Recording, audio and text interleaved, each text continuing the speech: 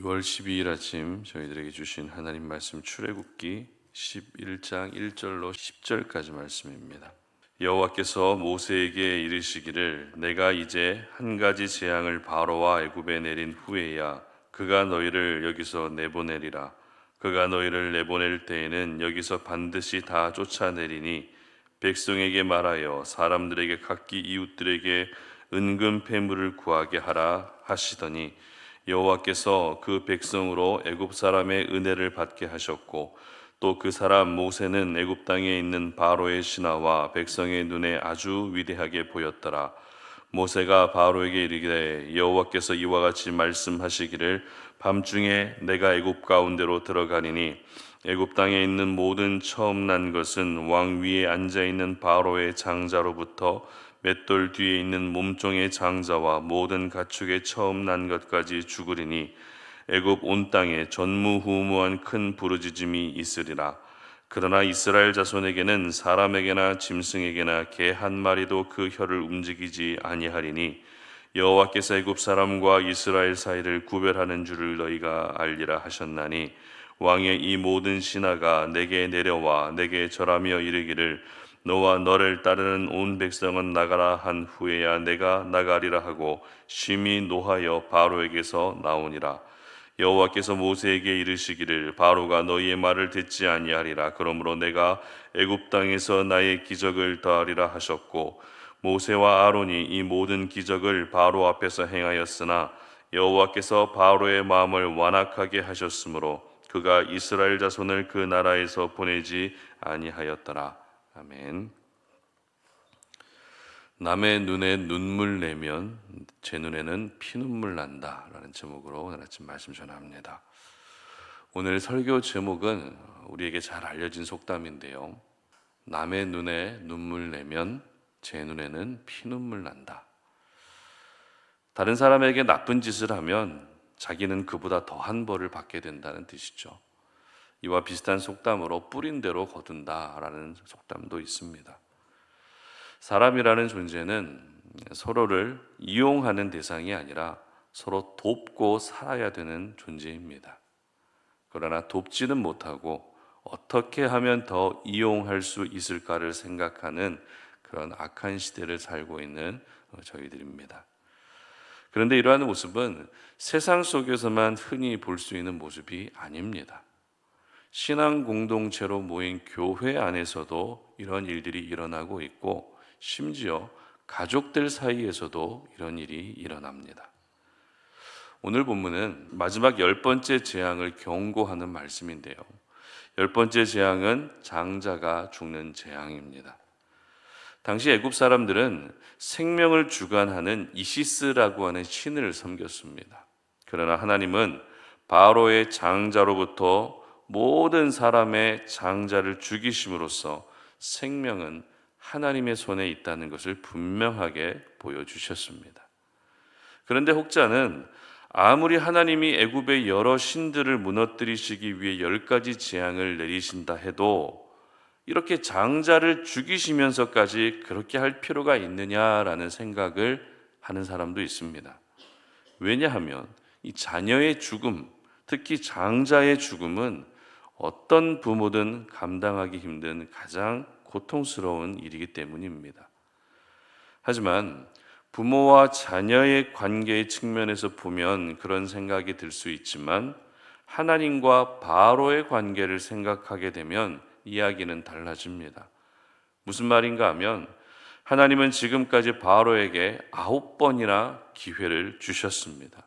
아니 더 정확하게는 마지막 10번째 재앙을 내리시기 전에 경고부터 하셨다는 것이 오늘 본문이기 때문에 사실상 마지막 10번째 재앙까지 하나님은 바로에게 기회를 주신 것입니다. 이렇게까지 기회를 주셨는데도 불구하고 바로가 돌이키지 않는다면 하나님의 입장에서는 특단의 조치를 내릴 수밖에 없는 것이죠. 그 특단의 조치가 바로 장자가 죽는 재앙이었던 것입니다.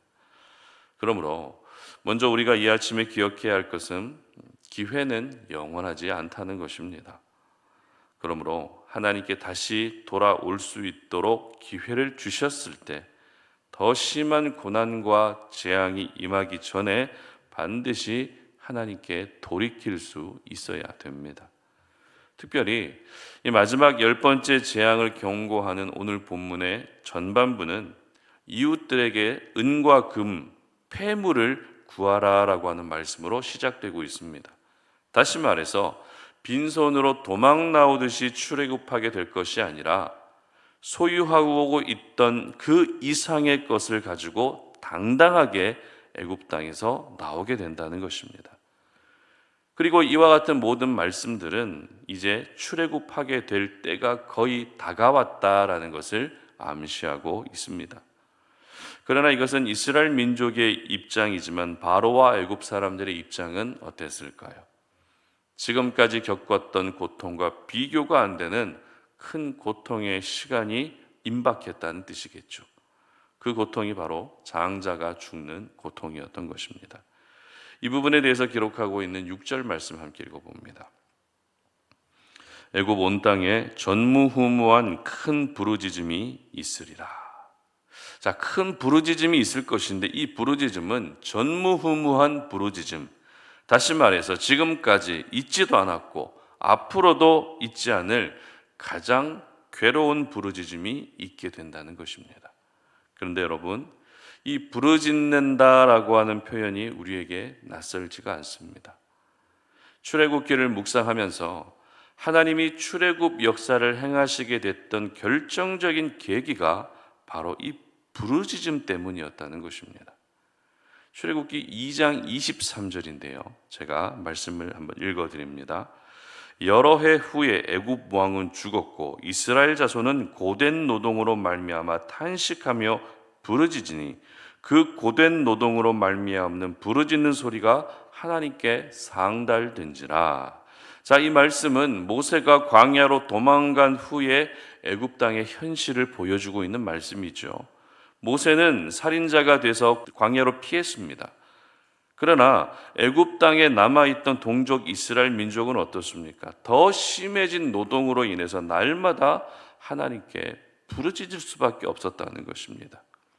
그리고 출애굽기 3장 7절인데요. 제가 또 읽어드립니다. 여호와께서 이르시되 내가 애굽에 있는 이 백성의 고통을 분명히 보고 그들이 그들의 감독자로 말미암아 부르짖음을 듣고 그 근심을 알고. 자, 이 말씀은 모세가 광야에서 지낸 지 40년이 됐을 때 하나님이 모세에게 찾아오셔서 이스라엘 민족을 구원하시겠다는 말씀입니다. 그런데 구원의 이유가 뭐라고요? 바로 백성들의 부르짖음이 있었기 때문이라는 것입니다. 그렇다면 이스라엘 백성들이 하나님께 부르짖을 수밖에 없었던 이유가 무엇이었을까요? 바로 고된 노동, 힘든 하루하루의 삶이 있었기 때문에 부르짖었다는 것입니다. 바로의 명령에 의해서 하루아침에 노예로 전락해버리고 심한 노동을 하며 살아야 했던 현실이 바로 부르짖음의 이유였던 것입니다. 그런데 힘든 노동을 시킨 사람이 누구입니까? 바로와 애굽 사람들이었습니다. 따라서 이스라엘 백성들의 부르짖음은 결국 바로와 애굽 사람들로 인한 부르짖음이었던 것입니다. 그런데 오늘 본문에서는 누가 부르짖고 있습니까? 바로와 애굽 사람들이 부르짖게 됐다는 것입니다. 장자가 눈앞에서 죽는 것을 보며 애굽 전역에서 부모들의 오열하는 소리가 울려 퍼지게 됐다는 것입니다. 물론 이스라엘 백성들의 부르짖음은 하나님께 도움을 요청하는 간구와 기도의 의미를 담고 있습니다. 반면에 애굽 사람들의 부르짖음은 하나님께 도움을 구하는 부르짖음이라기보다 인간적인 슬픔과 괴로움의 부르짖음이었습니다. 즉 부르짖음의 성질이 다르다는 것입니다. 하지만 이 부르짖는다라고 하는 단어를 원어로 보게 되면 같은 단어를 사용하고 있기 때문에 오늘 제목처럼 이스라엘 사람들 눈에 눈물 나게 한 대가로 자신들의 눈에는 피눈물이 나는 결과로 이어졌다고 해도 틀리지 않는다는 것입니다. 여러분, 우리 하나님은 가장 공의롭고 가장 정확하신 분이십니다. 무슨 말입니까? 하나님은 이유 없이 당하는 억울한 고통을 모른 척하지 않으시고 어떤 방법으로든 되갚아 주신다는 것입니다. 하나님의 이러한 성품을 우리가 알고 있다면 억울한 고통에 대해서, 내가 지금 겪고 있는 그 억울함에 대해서 무리해 가면서까지 내가 직접 갚아주려고 할 것이 아니라 우리는 그저 내 억울함을 하나님께 부르짖기만 하면 되는 것입니다. 그러면 하나님이 직접 그 모든 억울함을 되갚아 주시는 것입니다. 물론 억울한 고통을 당하는 그 순간은 정말 힘들고 마음이 어려울 겁니다. 그러나 내가 당하는 억울한 고통을 하나님도 분명히 알고 계시기 때문에 하나님이 그것을 직접 갚아 주심으로써 하나님의 공의로운 성품을 우리에게 나타내 보이시는 것입니다. 그러므로 내가 직접 되갚으려다가 더 심한 죄를 짓는 일이 없게 해야 됩니다. 인간적인 방법으로 괜히 복수하려 하다가 그것이 오히려 하나님 앞에 징계의 이유가 되는 일이 없게 해야 된다는 것입니다. 특별히 8절 말씀 보시기 바랍니다.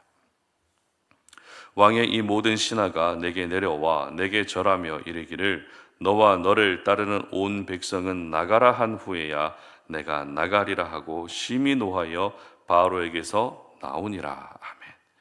이 말씀은 모세가 마지막 10번째 재앙에 대해서 경고한 후에 바로에게 화를 내며 나갔다라는 말씀인데요.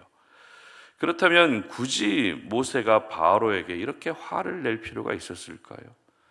어차피 바로는 10번째 재앙으로 인해서 엄청나게 괴로워하게 될 텐데 굳이 화를 낼 필요가 있겠습니까? 사실 모세의 입장에서 지금까지 계속 바로를 찾아와서 재앙을 경고할 때마다 어떤 생각이 들었을까요?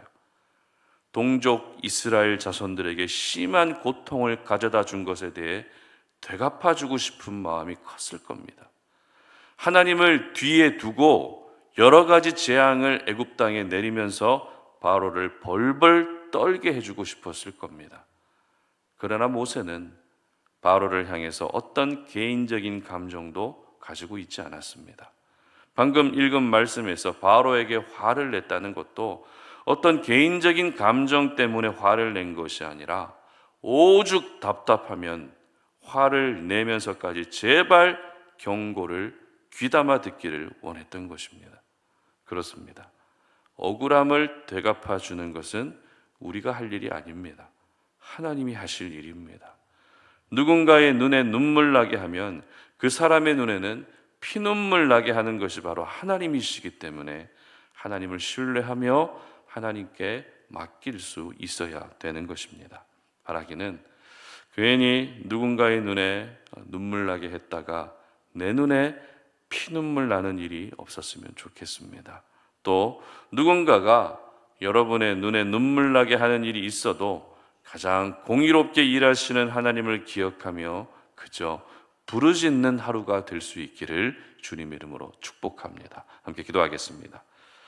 살아계신 하나님, 오늘도 우리가 주님의 거룩한 말씀을 통해서 이 하루를 어떻게 살아가야 하는지, 지금 우리가 겪고 있는 이 땅에서의 억울함을 어떻게 또 이겨내야 하는지를 알려주셨습니다.